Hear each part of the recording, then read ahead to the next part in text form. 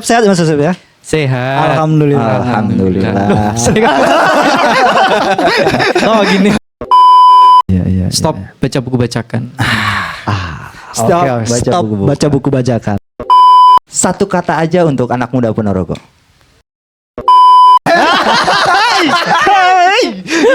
Iya.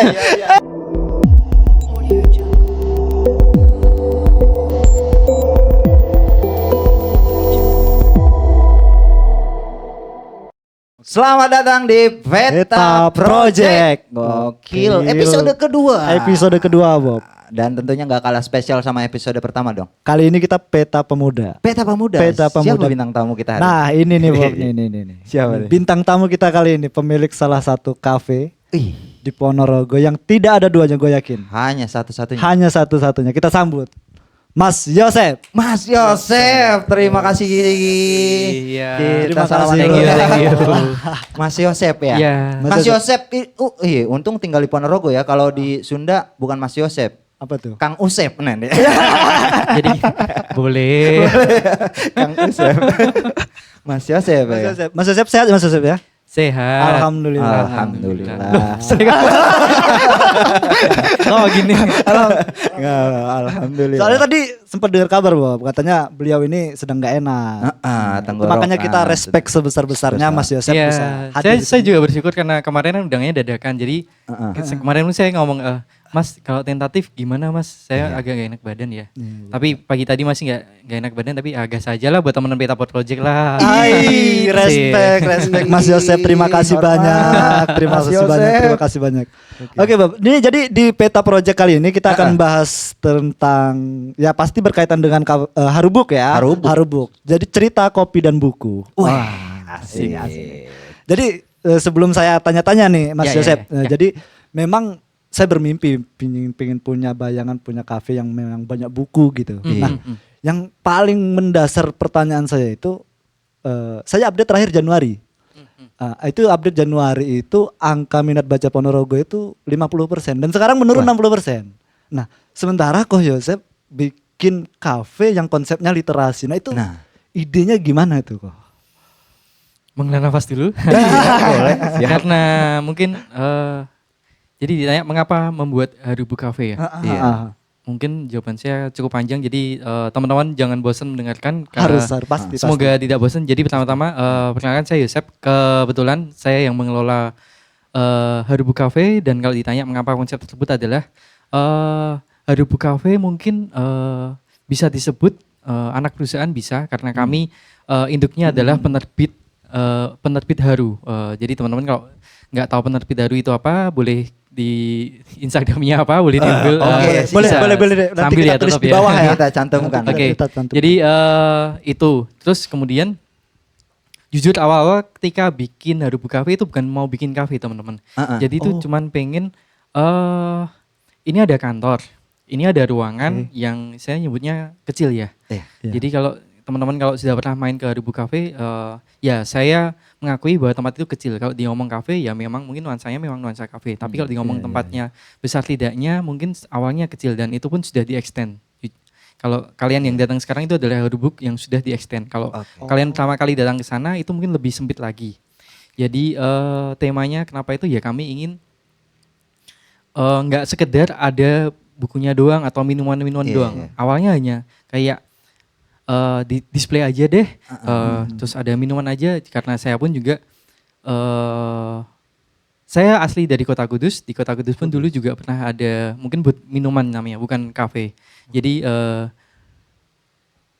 apa ya nyebutnya? Ya namanya juga Haru Cafe, tapi aslinya itu kayak lebih ke buat minuman kalau. Jadi hanya ruko kecil gitu. Jadi lalu pun saya ingin membawa mimpi itu ke tempat ini. Jadi ingin naik level lah jatuhnya. Jadi dari yang sekedar ingin ini aja tapi menjadi yang Harubuk Cafe yang saat ini. Saya pun bersyukur banget ya, dan saya juga berterima kasih buat support teman-teman Ponorogo yang sudah menerima Harubuk Cafe dengan baik. Terima kasih responnya teman-teman. Kemudian tadi ngomongin minat baca ya? Iya, minat baca. Oke, saya mengerti minat baca kalau secara data itu rendah. Tapi yang saya tidak akui adalah bahwa sebenarnya bukan minat baca yang rendah. Tetapi bagaimana teman-teman itu bisa mendapatkan literasi. Kesulitannya adalah itu menurut saya, bukan minat bacanya yang rendah teman-teman. Jadi bagaimana cara mereka mendapatkan, apalagi kalau kita ngomong teman-teman di pelosok. Toko buku di sana itu harganya ada plusnya. Saya lupa entah plus 20%. Misalkan di sini harga buku 100 buku. 100 ribu maksud saya. 100.000. Tapi di sana itu bisa 120, 125 atau 130. Itu menjadi kesulitan. Negatifnya apa? Negatifnya adalah teman-teman baca akan mencari jalan lain yang mungkin saya bisa katakan tidak baik ya, yaitu mencari buku bajakan.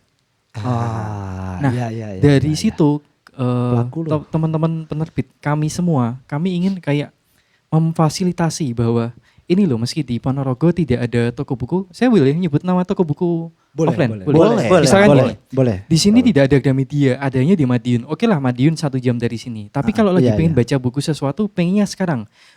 Saya pengen baca buku ini detik ini nih. Susah kan? Gak mungkin harus panas-panasan dulu ke Madiun 1 jam, balik lagi di sana mungkin 1 jam juga kan, pilih-pilih buku. 3 jam baru bisa baca bukunya. Kan kalau di sini ada kami kayak pengen baca buku ini, di Haru Buku Cafe aja deh. Bukunya ada kok, tinggal jalan sebentar, datang langsung pilih, langsung bisa menikmati suasana adem tadi, nggak perlu panas-panasan, sambil menikmati makanan dan minuman enak seperti itu. Jadi terima kasih. Kami memfasilitasi beberapa hal tersebut jadi satu di Haru Buku Cafe. Jadi harapan kami adalah kami menjadi solusi bagi teman-teman baca Ponorogo yang kesulitan mendapatkan buku-buku atau baca-bacaan yang kalian butuhkan seperti itu. Iya. Siap. Makanya waktu pertama kali saya pernah ke Haru Buku juga. Pertama kali saya kira itu perpustakaan daerah malah. Kok banyak ada kopi buku gitu, tapi kopi. konsepnya. Oh ya, nyempil juga kalau gitu. Kami juga tidak sekedar menjual ya teman-teman. Ada buku yang covernya, ada buku yang plastik wrapnya udah dibuka. Nah itu teman-teman bisa baca dengan gratis. Di tempat kok ya. Di tempat ya. Di tempat. Boleh dibawa pulang ya? Nggak boleh dibawa pulang. Apalagi karena kami diam-diam nggak boleh itu. Jangan dong. Kayak gitu. Jadi itu pun juga akan memudahkan kalian. Kadang kan buku ini isinya apa sih? Kan susah kan. Oh ada sampelnya, saya bisa baca. Saya cocok, saya beli deh, saya baca dibawa pulang. Cuma mungkin ya saya menyadari juga bahwa kekurangannya adalah buku-buku selain keluaran penerbit Haru memang masih sedikit. Tapi kalau semua buku keluaran penerbit Haru itu bisa kalian baca dengan gratis tanpa syarat apapun. Luar biasa Bob. Jadi kalau aku ya sendiri melihat dari jawaban Mas Yosep tadi gitu. Berarti posisi Haru Book itu di Ponorogo memiliki peran penting banget gitu loh. Kontribusinya besar banget untuk meningkatkan literasi di Ponorogo. Luar biasa emang. Teman-teman yang suka baca harus mampir ke Haru Book. Ada berapa banyak genre buku Mas di Yosep? Kalau ada berapa banyak? Banyak ya. Fiksi, non fiksi banyak ya. Banyak. Jadi kalau kami pun kadang juga begini ya teman. Misalkan ada keluaran baru, kalian kok belum ada ya? Silakan tanya ke kasir ya teman-teman. Jadi kalian bisa request lah kasarnya. Bisa itu ya? Bisa ya? Minta aja barangkali. Dicarikan nanti? Dicarikan, tapi notabene-nya note-nya adalah jangan buku yang terlalu lama ya. Bukan kami yang tidak bisa, pasar yang memang sudah tidak ada. Jadi seperti itu sih. Jadi menurut saya juga daripada kalian mungkin maaf nih ya teman-teman, mungkin belum ada budgetnya untuk beli buku kesukaan kalian, silakan mampir aja. Barangkali ada buku yang sudah bukaan plastik wrapnya, kalian bisa baca di situ daripada kalian memaksakan beli di Shopee, Tokopedia, buku-buku bajakan. Stop baca buku bajakan.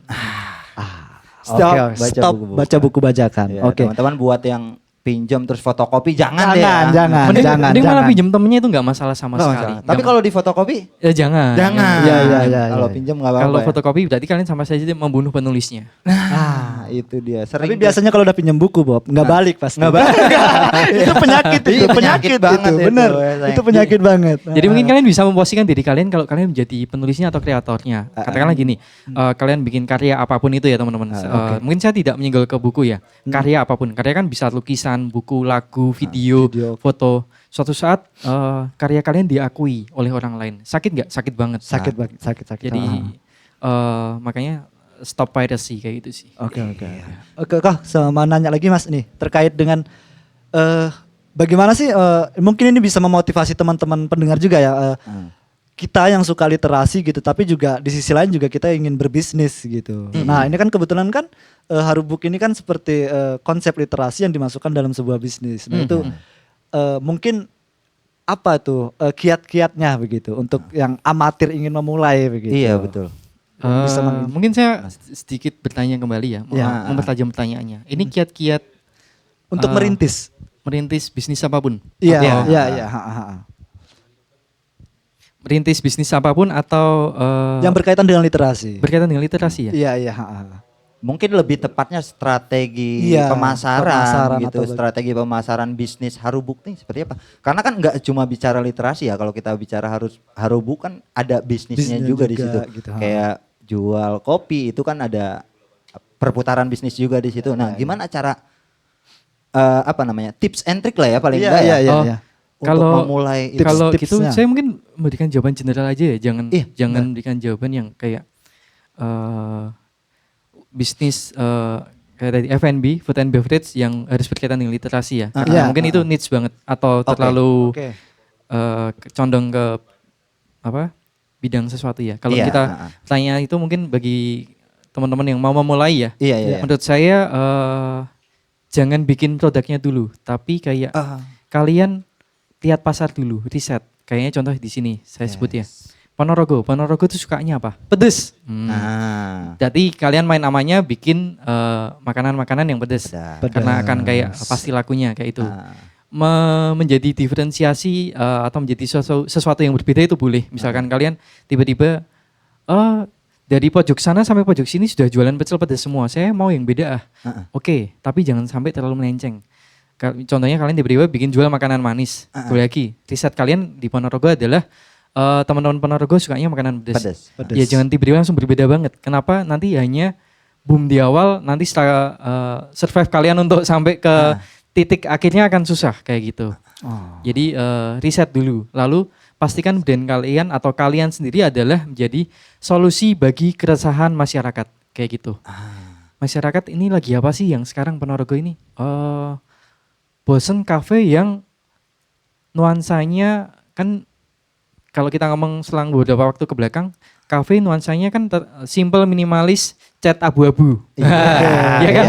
Tiap kafe abu-abu. Tiap ke kafe putih, polos, gak ada apa-apanya. Itu dulu. Atau kayak kita tarik mundur beberapa tahun ke belakang, modelnya industrial. Yang banyak pipa-pipanya atau nuansanya perunggu atau agak warming, lampunya warming, warm sih. Mana asin dong? Mana sih Jawa tuh?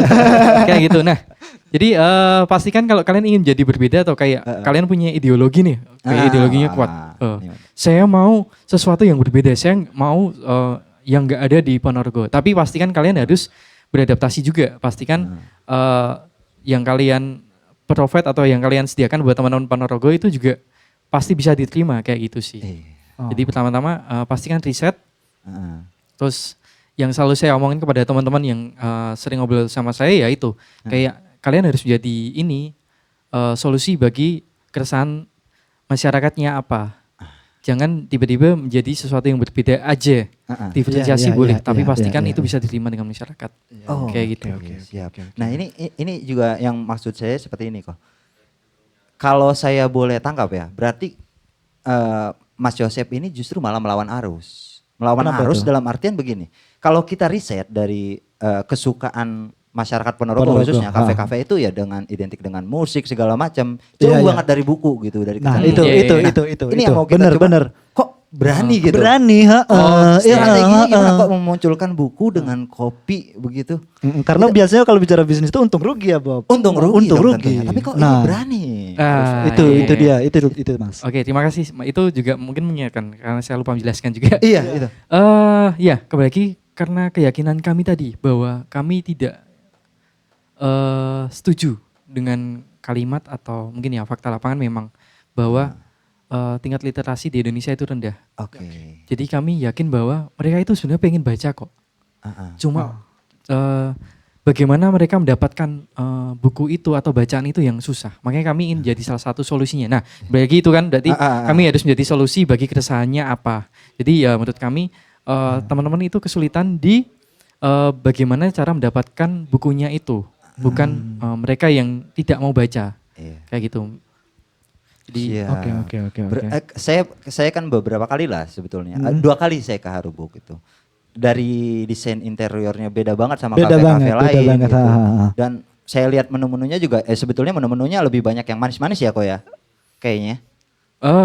Kopi Tidak gitu. juga. Tidak Enggak juga. juga. Tidak juga. Tetap kembali lagi kalimat saya yang tadi ya adalah saya akan tetap berusaha memenuhi kebutuhan masyarakat Ponorogo yaitu pedas. Oke, memang Harubu Cafe lebih kafe yang memiliki apa ya? Vibe-nya lebih ke Korea Jepang Korea ya. Jepang. Iya. Nah, tetap ada Interiornya. makanan pedas. Nah, kayak gitu. Kalau ada manis-manis ya memang. Jadi kayak kami lebih kayak pengen semua ada kayak gitu sih. Oke. Palu gada, palu gada. Palu gak ada apa Palu yang lo gak ada. mau gua ada. Iya. Tapi Iya, iya. untuk menu-menunya begitu, menu-menunya ya tetap menu-menu yang sama dengan kafe lain gitu. Kayak kopi, ada cappuccino, nggak ada ya mungkin kopi rasa marxisme.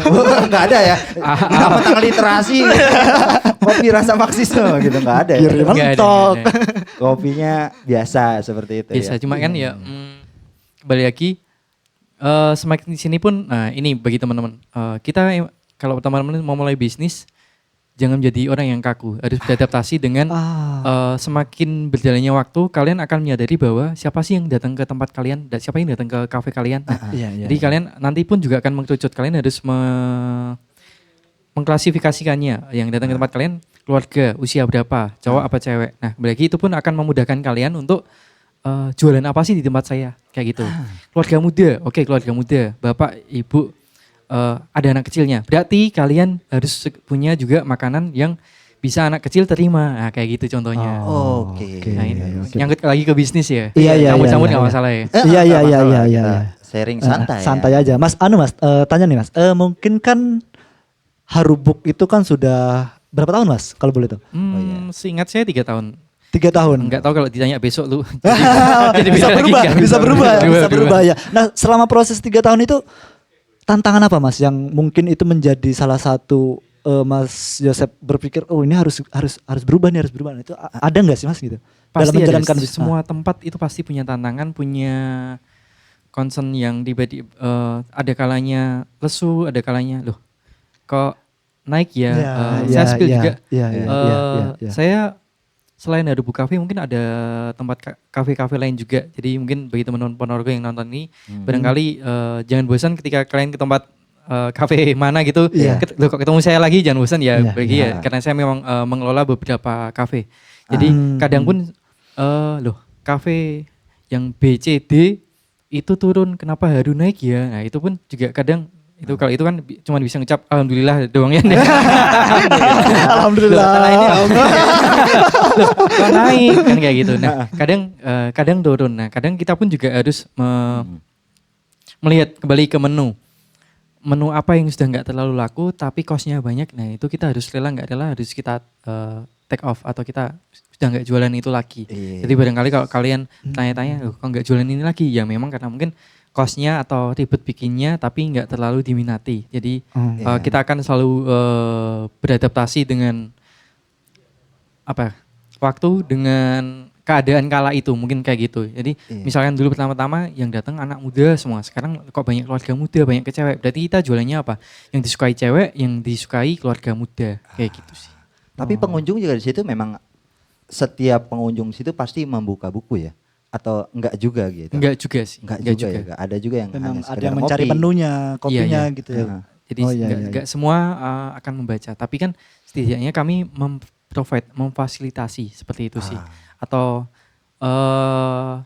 menurut saya daripada mereka namanya ketemu temen itu idealnya berkomunikasi ya. Iya. Ngobrol, bertanya Pasti, kabarnya lo pasti. gimana hari ini. Pasti, iya. Iya. Bukan lihat HP semua kayak gitu. Iya. Itu kan kenyataan yang seringkali kita ketemu di kafe-kafe. Iya, betul. Katanya nongkrong bareng, Ah. tapi kamu main HP sendiri. Kan? Iya.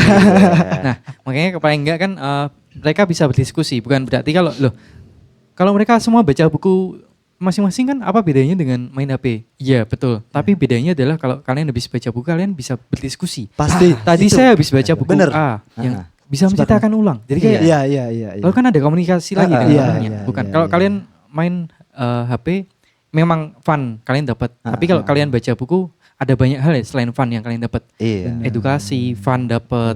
Terus banyak hal yang kalian bisa kalian experience alami tanpa harus ke sana misalkan bukunya berkaitan dengan nuansa Jepang bla bla bla bla bla. Kalian saat ini belum bisa ke Jepang, tapi kalian lihat oh ternyata di Jepang budayanya gini ya, oh ternyata di Jepang nggak boleh gini ya, kalian bisa tahu itu kan kayak gitu. Iya, makanya kayaknya kita dari awal itu sebetulnya salah nih, nanya kabar tuh salah kalau ke Mas Yosep. Harusnya pertanyaan pertama buat Mas Yosep tuh buku apa hari ini yang udah dibaca? Kayaknya lebih tepat ya. Iya. Jangan tanya itu. Jangan. Kalau saya hari-hari ini mungkin lebih banyak di lapangan. Gitu. Soalnya kalau anak muda sekarang saat ini ya di luaran sana kok kalau kita tanya buku apa yang kamu baca hari ini, mungkin mereka jawabnya caption Lambe Turah kayaknya. Lambe Turah.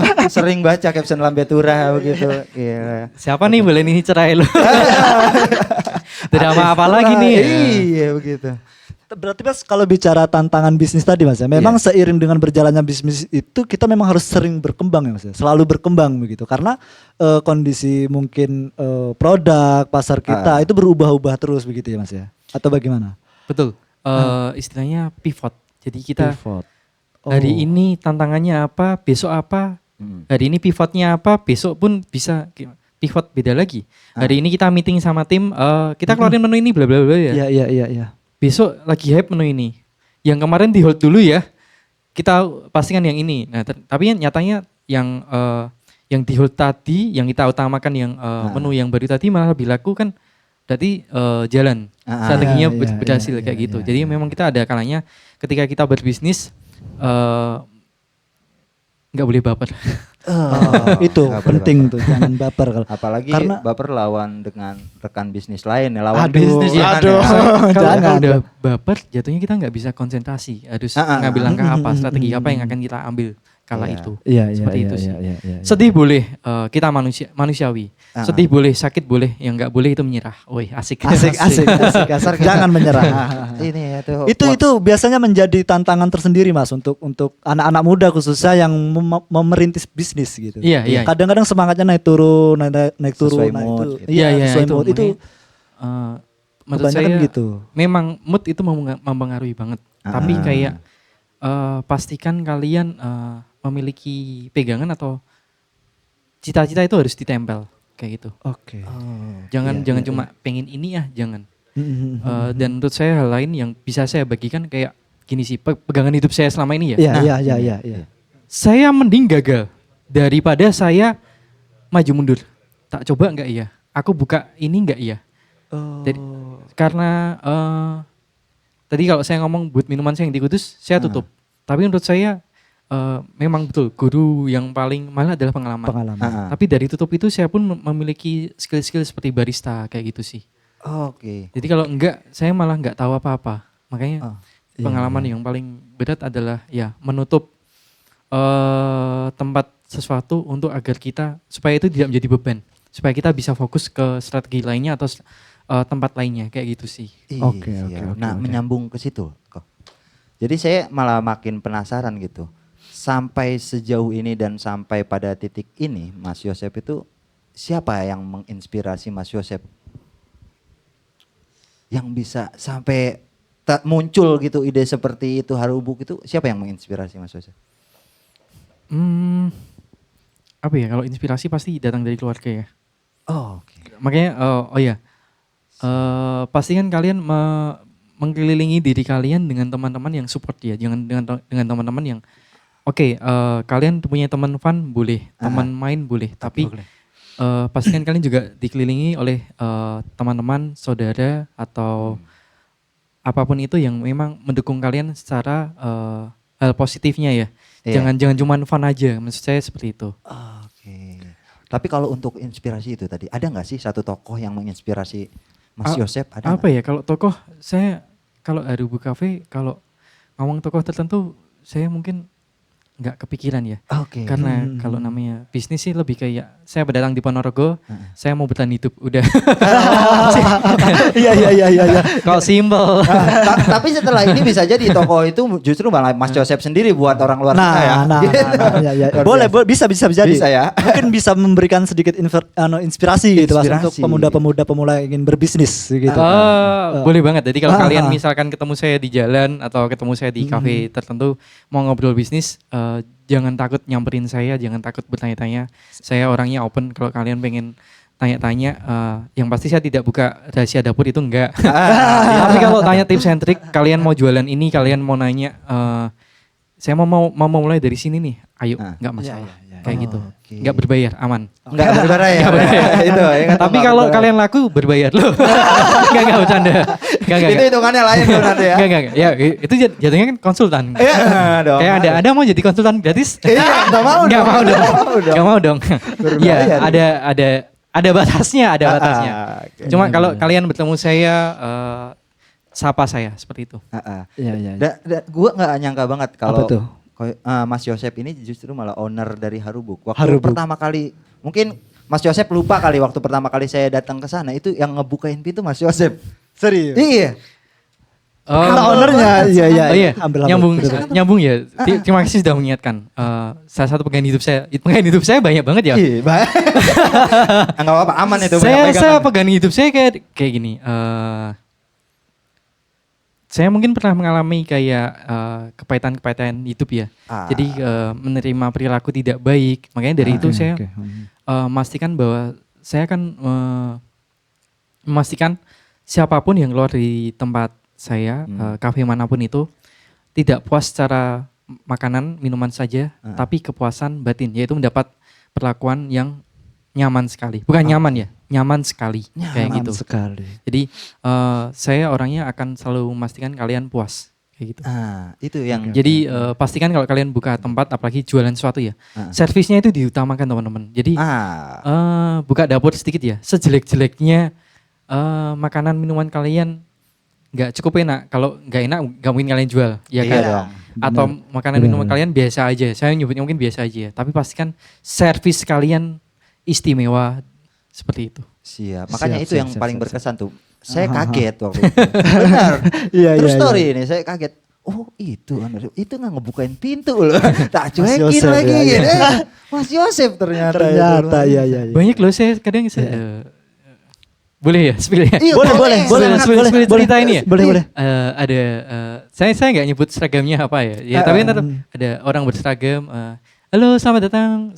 Selamat pagi Kak. Dicuekin. Oh, oke, baiklah. Yang penting kan saya sudah memberikan Iya, kepuasan buat beliaunya kayak gitu sih. Iya. Dan itu yang cek saya. Enggak. Lo berarti ya termasuk. Oh siapa sih Anda gitu. Mas mungkin satu lagi nih saya mau tanya nih. Oh, banyak boleh. Boleh. Boleh. Satu-satu. Mungkin untuk yang memang mau memulai berkarir di bisnis gitu. Mindset tuh pengaruh nggak sih Mas? Mindset seseorang untuk memulai bisnis itu pengaruh nggak gitu? Pengaruh banget. Makanya Pengaruh. Di pola yang zaman sekarang kita sudah nggak bisa kayak zaman dulu. Kayak misalkan, saya jualan martabak Kenapa nggak bisa?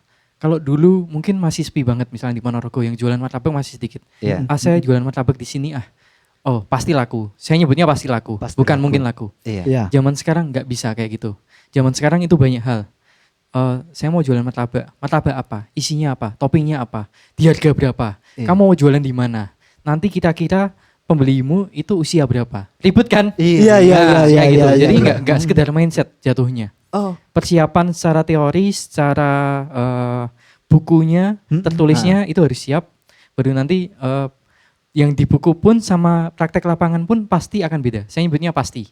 Iya. Tapi paling enggak kita sudah punya pegangan. Sudah punya bekalnya kayak gitu. Kayak saya mau maju berperang.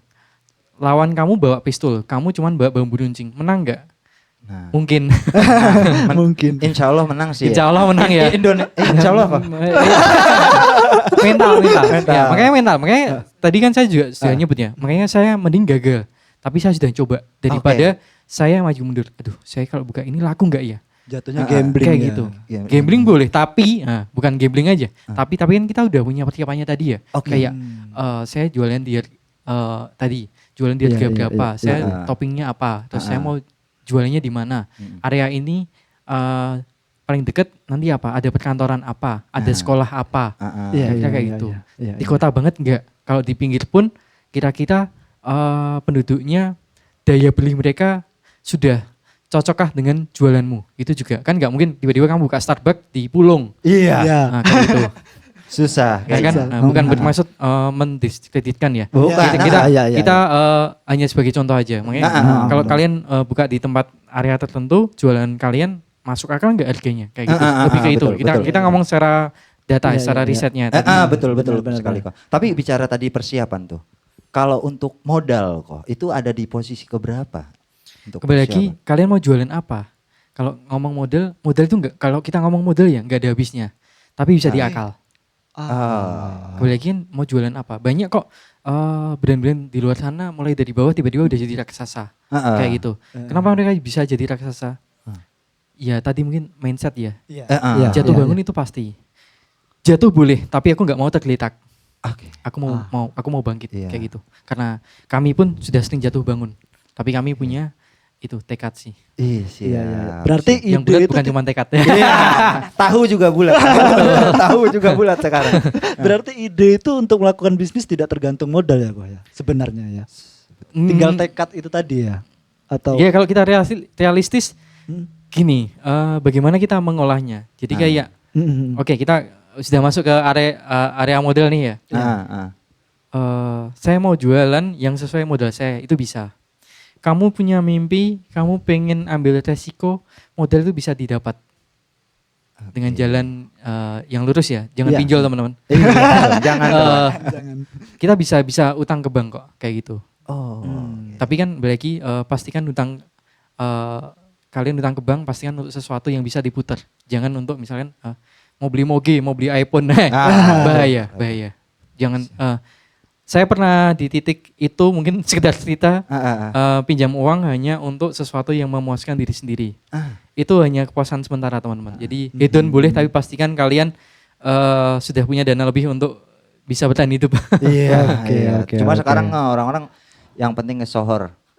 Itu biar tekor yang penting kesohor gitu. Itu kebanyakan orang viral aja ya. Banyak begitu. Enggak iPhone enggak nongkrong. Iya. Itu kok. Oke kok, mungkin kita akan masuk di segmen berikutnya. Kita punya segmen namanya apa Bob? PDKT. Pertanyaan di luar konteks. Bahaya nih. Jadi tanpa sepengetahuan Mas Yosep sebetulnya kita rahasiakan. Kita sudah himpun beberapa pertanyaan di luar sana. Sekiranya masyarakat pengen tahu apa sih dari Harubu? Mungkin di sisi lain dari Mas Yosep ya. Iya. Deg-degan enggak ya?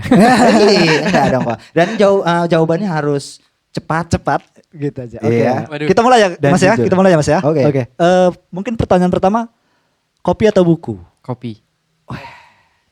Kenapa Mas? Ini jawaban pribadi ya? Iya. Perspektif Mas Yosep aja. Dari kopi bisa banyak hal lagi. Kopi nggak sesimpel itu. Kalau kalian ngomong saya pengen jadi barista, saya pengen bikin kopi. Kopi nggak sesimpel itu teman-teman. Kalian harus tahu basicnya juga. Kopi ini berasal dari mana, kopi ini penanganannya di mana. Supaya tahu gimana. Baca buku. Nyambung kan? Nyambung sih. Emang jago nih orang. Jago, Bob. Jadi saya malah kalau ditanya kopi atau buku keduanya. Tapi kan tetap prioritas ya. Kalau saya nggak ngopi, saya nggak melek, saya nggak punya inspirasi nanti. Makanya supaya kalau saya ngantuk, saya nggak bisa baca buku. Jadi ngopi dulu, disambung baca buku. Nah, jadi kesimpulannya secangkir kopi energi untuk literasi. Bujuk, bisa aja. Abang terima kasih. Pertanyaan kedua kok ada kok. Satu kata aja untuk anak muda Ponorogo. Hebat. Iya. Hebat. Itu terlalu standar ya. Terlalu mainstream. Satu kata untuk anak muda Ponorogo. Inspiratif sih. Inspiratif. Karena saya setelah beberapa tahun di sini kayak ternyata banyak pemuda Ponorogo itu yang nggak stuck di ini aja. Karena saya bertemu pemuda-pemuda hebat juga di sini. Iya. Seperti kalian tentunya. Amin. Iya, terima kasih banyak. Kak. Saya nggak nyangka malah kayak maaf kata mungkin usianya udah tapi buset udah omongnya udah nyangkut ke budaya, ada yang udah nyangkut ke bisnis juga. Iya. Jujur saya di usia mereka ketika itu saya hanya main-main aja. Kala itu cuma nongkrong. Penyesalan saya boleh nggak sih ngomong penyesalan? Sebenarnya seharusnya nggak boleh ya, tapi Iya. mungkin berbagi cerita aja supaya kalian tidak menyesali seperti saya. Siap. Ngomong kalian masih Pelajaran. muda, pastikan kalian mengisi diri kalian bukan sekedar seneng-seneng aja. Yaitu tadi edukasi itu penting banget teman-teman. Makanya bisa didapat dari mana? Dari buku. Buku bisa dibaca di mana? Di buku kafe. Iya. Jadi jangan habiskan masa muda kalian dengan sesuatu yang fun aja. Fun boleh karena itu juga salah satu bagian dari hidup kita. Saya tidak akan melarang kalian kayak mengalami mungkin kalau anak muda kan tidak jauh dari kisah cinta atau fun. Boleh banget. Tapi pastikan mengisi diri kalian dengan sesuatu yang berbobot juga itu sih. Karena penyesalan saya salah satunya ya kayak masa muda saya kadang kebanyakan hanya diisi untuk sesuatu yang lebih ke fun kayak gitu. Jadi pastikan kalian mengisi diri kalian dengan banyak-banyakin literasi lah. Nongkrong boleh tapi betul. Mungkin sekedar ngomongin santai tapi bisa ngomongin sesuatu yang berat. Kayak sharing temennya mungkin belum baca buku tapi kalian baca buku, kalian bisa ceritakan kemarin aku baca buku ini loh. Isinya bla bla bla. Nah, itu juga jadi makanya saya nyebut pemuda penergo inspiratif. Inspiratif. Luar biasa. Terbaik. Saya punya satu lagi pertanyaan. Oke. Mas Yosep. Harus salah satu ya, nggak boleh kayak tadi ya. Nggak boleh kopi dan buku, nggak boleh dua-duanya, nih harus salah satu. Angkringan atau kafe?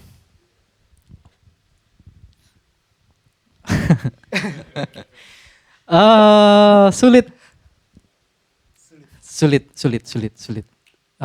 Pengajuan pertanyaannya sulit karena saya bercerita dulu baru saya jawab akhir. Oke, no problem. Boleh. No problem. Boleh. Setelah Harubu Cafe, saya mungkin teman-teman pasti tahu angkringan teras senja. Iya. Jadi setelah saya riset di Ponorogo, setelah saya beberapa tahun di Ponorogo, kan pertamanya membangunnya kafe nih. Iya. Jadi kan kelasnya menengah ke atas. Iya. Ternyata kelas menengah ke bawah itu pun juga mendatangkan cuan lebih teman-teman. Nah. Jadi kalau itu pun ternyata yang dikata orang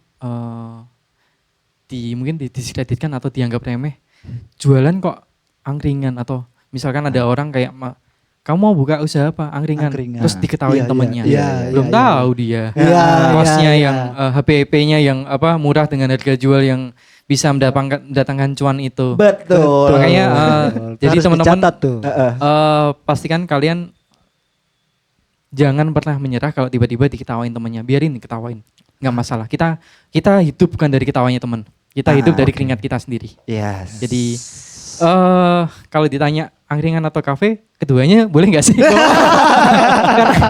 karena kebetulan kan saya mengelola keduanya. Bahkan teman-teman dari yang sebelumnya tadi angkringan teras senja tadi, teras senja akan naik kelas menjadi kafe juga. Jadi kalau ditanya angkringan atau kafe ya kalau bisa angkringan bisa kafe mengapa tidak? Jadi kalau dari kacamata pebisnis kalau bisa semuanya bisa mendatangkan profit semuanya mengapa tidak? Jadi sebenarnya mungkin pertanyaan itu kalau boleh dikerucutkan lagi untuk saya bisa memilih lebih ke arah mana? Kenapa saya harus memilih angkringan atau kafe? Mungkin menjadi tempat ya have fun santainya Mas Yosep gitu. Jadi tempat pilihan untuk mencari inspirasi gitu. Mas Yosep lebih pilih angkringan atau kafe itu sih. Gitu aja sih sebenarnya. Saya orangnya ekstrovert banget. Jadi kadang saya memang suka bersosialisasi. Tapi kadang kalau saya lagi butuh inspirasi, saya menyendiri. Jadi ekstrovert yang menyendiri.